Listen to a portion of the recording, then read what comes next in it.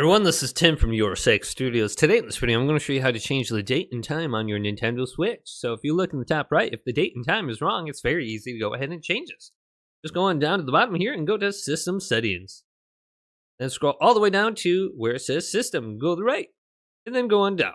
And we want to go to Date and Time. My current date and time is 4/21/2024, 11:41 a.m. And then go to Date and Time. And then we can go to Synchronize Clock via Internet and turn this on. And it will pretty much just do the time for you, so you don't have to change it. Then we can go to the time zone right here. I have Chicago selected. You can go to whatever you want. You can even go to Bogota. And then we can go back. Now, if we want to go ahead and change the current date and time, we would want to go ahead and turn this off. And then we can go to date and time, and we can manually change this ourselves. So we can do any time in here that we want, and then go to OK.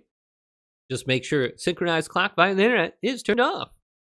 I'm going to turn mine on because I don't want to go ahead and mess with that. But hopefully this video did indeed help you out. If it did, leave it a big thumbs up.